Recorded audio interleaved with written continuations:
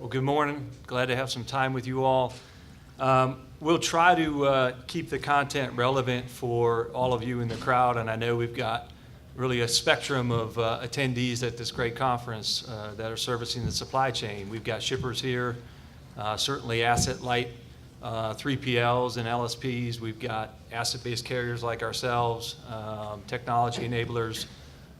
So when you think about disruption in our industry and how we want to respond and how do we fortify our business model so that we are built to last, we are an interesting case study. So we'll try to share our case study, not to make this a commercial for the YRCW brands, but more importantly to hopefully share a story that might inspire you, might educate you, and might actually keep you on your heels a little bit too. I think there's some healthiness to to be mindful of risks in the industry. There's some health to just being mindful to whether your plan is going to allow you to fend off competitors and keep you relevant with your customer base. I joined the firm 2 years ago. I had been running a 3PL for almost 15 years, so to go from the asset-light side to an asset-intensive business has been quite the learning experience. I've enjoyed it, but it has been humbling, to say the least. We run a very complex network, very expensive and dangerous network, but this company's been around 90 years, and it's a 90-year story that almost didn't happen. For those of you that are aware of our companies, we sprinted through the 2000s and made a number of acquisitions and grew into what was the largest surface transportation company in the world, and then the Great Recession hit, and we found 50% of our market share go away and nearly went bankrupt. And so at the time, I was a customer of the YRCW companies and really pulling for TJ and his peers' brands to make it, because the market really needs the YRCW companies to be around for the long haul. So much like many other great American recovery stories, like a Harley-Davidson, for example, I think the YRCW recovery story is a great one, and you'll learn a little bit about how we're trying to make sure we make decisions as officers and fiduciaries of our brands that will help us make it another 90 years. And so with that, we'll speak a little bit high level to some of the buzzwords and their trends that we're all well aware of and well educated on in our industry. But the concept of dual transformation is a strategy that we're implementing primarily because of the reality that 50% of the S&P 500 companies will likely fall off of that vaunted list in the next decade. And that is a sobering stat, but a very real stat. And so, disruption can be crippling, or it can be a heck of an opportunity. And a couple that we're certainly being mindful of is the rise of e-commerce and the impact that's having on shipping trends, really the Amazon effect, which stretches so far beyond just retail. The Amazon impact really touches all verticals and is changing the way the consumer thinks, not only from a B2C perspective, but from a B2B perspective. Autonomous vehicles, robotics, and machine learning. I don't really want to dive into blockchain. We don't have 5 hours, and I'm really not that well versed on it anyways. And then certainly disintermediation. If we've got 3PLs and or brokers or LSPs in the crowd, this is a hot topic, something that we're all looking at very closely with respect to automation. But I'll maybe let TJ chime in quickly on his background, and then he can speak to a few of these disruptive trends within logistics. Thank you, Justin, and good morning. As I prepared for this presentation, I read through prepared notes and subject matter. I said, we may be better served to, I'm kind of a simple guy. I said, why don't we just call this thing New School Meets Old School, the hybrid model. Would have been appropriate and apropos. And as you look at the transformation, I think you'll see a lot of parallels, and we'll talk about those during our time with you this morning. When we talk about e-commerce, really, I guess I'll give you a little bit of my background. I've been in the business for 35 years, all of which have been with YRCW legacy companies, of which there's 4 today, and I've worked at 3 out of the 4. I've run 3 legacy companies now with the YRC Freight. So I've seen a tremendous amount of change, not least of which has been the advent of e-commerce over the last, call it 20 years. And the accelerated growth of e-commerce in the more recent years, it really opened our eyes to, first mile, middle mile, final mile, just a hybrid solution to transportation solutions, whether it's business to business, business to consumer, self-serve, purchase trans. We're now in our second year of doing significant amounts of business with the largest e-commerce retailer, and that has been an eye-opening experience, and I'll talk more about that during the presentation. But a couple anecdotal comments on that. Started off early in Southern California, where we were given significant amounts of pickups per day, and as we went out to see just what the shippers for Amazon looked like, there were existing customers, there were new customers, there were residential customers, there were shippers. We were only picking up at the shippers at this point. And probably talking to a manager at one of our large stations, we have 16 terminals in California, the manager said, "You won't believe the stuff we're picking up." We had a pickup request that for 5 pallets, I'll call it 2,200 pounds. So our driver couldn't find the location. He had the street address. He was in a neighborhood. Turns out there's 5 pallets of commodity being shipped out of someone's garage. Now, we didn't know that, so we didn't have a lift gate, and they didn't have a forklift, so the learning experience continues. But that is the type of dynamics that e-commerce brings to the market. And legacy carriers, all carriers really, are learning as we go along, and it certainly impacts cost. I mean, shipment size difference, the number of shipments per pickup, length of haul, all those dynamics have changed dramatically within that portfolio of business that we handle. So it's very much a learning experience. It's been really interesting seeing how legacy retailers are responding and reacting to e-commerce. Some are reinventing themselves. The largest retailers in the U.S. we do business with. And to see what they're doing, through acquisitions and through, just challenging themselves internally and being consumed by, e-commerce is not going away, and they see many of their competitors not survive as a result of it because they don't adapt or change. So they're, borderline paranoid about how do we compete, how do we stay relevant, how do we continue to grow. So as a critical supplier for those folks, it's really interesting to see, and interesting may be an understatement when we are, frankly, part of the solution process for them. It's an unquenchable desire for data, speed, visibility, unlike we've ever seen before. So then the other thing I would enter into with e-commerce that really is a challenge for e-commerce providers versus brick and mortar retailers, returns. There's significantly more returns as a percentage of total goods sold with e-commerce than there is with brick and mortar. And one example that I can share with you that kind of demonstrates the complications of that would be a final mile provider that we were doing business with as an agent. And they were sharing stories with us about, delivering a pool table, for example, a billiard table to a customer with white glove delivery, setting it up, and most e-commerce retailers are very flexible on return policies, very customer focused, and for whatever reason, about a week or 2 later, the customer decided they didn't want the pool table. Well, of course, the final mile provider had hauled away all the trash or all the packaging and gotten rid of it. So the instructions were, and I don't know what the pool table was worth, was go pick up the pool table and destroy it, throw it out. Because without the packaging, it'll be worth nothing by the time it gets back to us, and we will spend a lot of money in transportation. So, and they didn't want them to donate it, they want them to destroy it. So that's, I think, a good example of what e-commerce brings to the market in terms of challenges as a provider and also as a solutions provider to retailers within that dynamic. So suffice it to say, e-commerce is definitely changing the way we do business.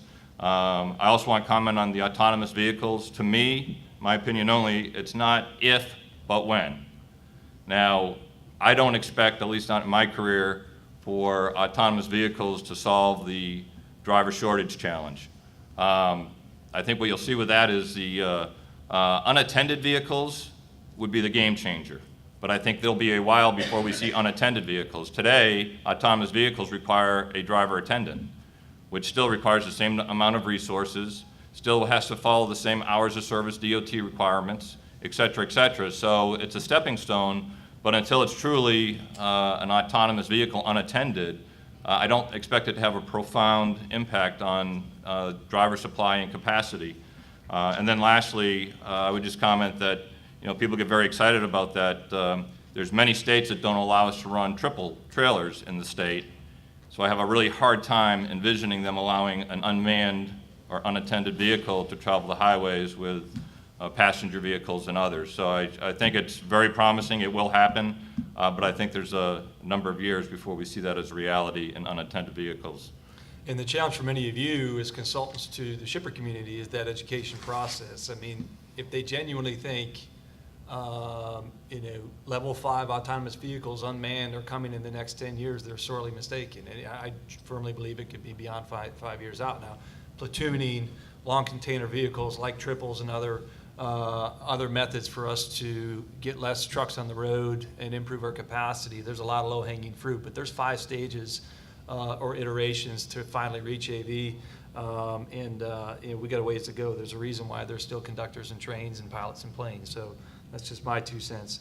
I'm going to move through this relatively quickly. I just think on the topic of IoT, we've got 60,000 assets. We've got the opportunity now through in-cab BLD and other devices that we have in-cab to harvest that information, to harvest information that we have in our handheld devices at the docks, to pull that into a control tower and make that actionable, to make it consumable for our customers is really an issue that LTL companies have not solved. Truckload companies that are typically point A to point B, I think, are doing a more successful job. Certainly with the new mapping or geofencing the intermediaries, we're seeing great advances in the ability to geofence or geoping the lat lawn of a moving truck. But when you think of a hub and spoke environment like LTL and the amount of touches that we have, especially in TJ's long haul network at YRC Freight, we're looking at that challenge and saying we got to solve it. Accessibility and visibility information is table stakes now, and it's not an option for us not to offer that. So that's certainly high on our radar. I'm gonna skip blockchain with the exception of saying pay attention to BITA, the Blockchain and Trucking Alliance. I would tell you, I attended their conference. I guess I was here in Atlanta 2 weeks back. I was pleased at the number of attendees. I was pleased to see that they've identified risk management, FP&A, ops and asset management, driver marketplace, and the supply chain marketplace as the top 5 categories where we need standardization. We've got to have blockchain as a public setting. These can't be a bunch of distributed private blockchains. It's bad for industry. That's not going to be revolutionary like the ability blockchain has on the supply chain market. But please bifurcate cryptocurrency from blockchain when you study about it and think about real-world application within our world. They're 2 very different things. And then just on the disintermediation side, I would just challenge those of you that are in the 3PL setting to just be very mindful of your labor ratios. The business rules for what your revenue to labor ratio was for the last 10 years is not going to be applicable in the next 10. Us trucking companies, it's harder and harder for us to make money. It will be through a competitive environment. Harder and harder for intermediaries to protect their margins. So automation, potentially offshoring, looking for ways to make your team more productive is something you've got to be obsessing about. Let's do the next slide here. So we don't have a lot of time left. Where are we at right now? We've got 15 minutes, right, Roman? Okay, very good. So, and we want to leave a little bit of time for Q&A. So the topic was dual transformation, and why did we select that? Well, here's 3 case studies. If you think about thought leaders, and thought leaders are like a click away. There's so much information through books and online today. Bezos is somebody we're all aware of. He's got this day one strategy where every day he's still an intern and they're still a startup. And it's just a marvelous story. If you read his letters to his shareholders, they're fascinating. And certainly he was quoted in a very popular letter to his shareholders stating that day 2 is stasis, irrelevance, a painful decline, and death. And so his mindset is customer obsession. He really could care less what the competition is doing because he wants to be so far out ahead of them that he wants to be thinking about what the customer needs long before the customer even knows they need it. That's the mindset of Bezos. Now, Andrew Grove of Intel famously wrote a book called Only the Paranoid Survive. Really, Andrew Grove's mindset was you have to obsess about the competition, play war games. He talks about strategic inflection points that are times in the business where you're facing a major challenge and you might have to pivot your business model or refortify a legacy business offering that you have service or product-wise. We looked at Scott Anthony of Insight out of Boston, the consulting group out of Boston. He said, hey, to reinvent your firm, you got to do 2 things. You got to reposition today's business to fend off your competition. But at the same time, you've got to create your growth engine for tomorrow. You've got to have a mindset that what you're doing today isn't necessarily going to make you relevant 2, 3, 5, 10 years from now. Some great case studies of companies that have done this successfully would be, for example, Netflix. When Netflix was making pretty sound profits from the disc business, from the DVD business, they were pouring every dollar back into streaming. 5 years ago, most of us in this room didn't know that we would want to watch TV through streaming, but they knew that they needed to do that. Now, it took 4 years before 50% of their revenues was coming from streaming services. Walgreens is another example. Walgreens was thinking about affordable care long before we were thinking about it. So getting general GP services, flu shots, a number of these things that you can get in the convenience of a CVS or a Walgreens today really probably wasn't on most of the consumers' radar 5 to 7 years ago, and now it's commonplace. So what does that mean for our business and what we're attempting to do? And I'm actually going to jump ahead to that, just given the time crunch that we're on. So I was brought in 2 years ago sort of to be an in-house McKinsey, right? I'm a full-time equivalent, but I try to be neutral. I make the joke, I work for the holding company, I love all my children the same. So when I look at the 4 brands and some of the things that we could do to better service our customers, the one thing that came to mind to me was, hey, we're big and that's a good thing. We've got a vast North American network, we've got a regional network, but we're probably missing the boat with respects to other ways that we could get deeper into wallet share with our 250,000 customers. There's probably things we could do to digitize the shipment life cycle. So how are we going to do that, and how are we going to make this a transformation that we can get the employees to buy in, all our constituents, to get our customers to buy into, certainly the investment community and our shareholders. And so this is where we landed. I'm going to let TJ speak to really business model A, the first phase of the dual transformation, and that's really fortifying or building resilience in our legacy model, and I'll let you speak to that before I talk about phase B. Sure. Thanks, Justin. So, I mean, as we look at building resilience for today, while we create a growth engine for tomorrow, from a safety perspective, we've really incorporated a lot of technology into our day-to-day business practices through in-cab safety suite services. The advent of ELDs have really provided us with additional information. We have added, since 2015, 2,700 new tractors in our fleet, all of which have the latest and greatest of safety features, have improved miles per gallon capabilities, and really are game changers for us. We incorporated forward-facing cameras, which from an indemnification standpoint have been a godsend. It really helps us with coaching of our employees. We view our employees as a competitive advantage. When we look at the speed of our network, last November we created 8 new DCs in our network, which created, through existing capacity, 800 more doors that were underutilized during certain hours of the day. And that created greater speed and velocity for our customers and our ability to process freight more timely. Equipment configuration, dedicating more of our greater percentage of our fleet to pups, which we can run in triple configurations or doubles configurations in many states. Also looking at hardware and software that affects all parts of our business. So we have 89 freight dimensioners in our system, so virtually any shipment we handle at one point or another in its life cycle will go through a dimensioner. And that gives us great visibility to density, gives us great visibility to portfolio management, shipment size, loading, planning, et cetera, pricing, costing, et cetera. Productivity, we use technology to help our dock productivity. All our supervisors walk around with dock tablets that allow them to have greater shipment visibility and planning capabilities. We use optimization in our P&D routing process and our line operations. Even our maintenance equipment is improved through enhanced productivity for routine maintenance tasks that we are responsible for performing. So it's touching all parts of our business, and we're really seeing that relate to quicker, better, faster transit times for customers, greater reliability, greater productivity through our network, which is really what we need to cope with e-commerce and the requirements of today's business world. Yeah, I'll just add to that. I think when we look at the legacy business model, there's a saying that if it's dull, if it's dangerous, if it's dirty, you should be looking for automation or looking for other methods. So for us, we are certainly living in a very dangerous job. But when I think about dull, there's a number of functional tasks in our business model today that we're looking for ways to automate through AI. And or other methods, just because we want to be able to repurpose our employees, I should say, to be spending more time obsessing about the customer.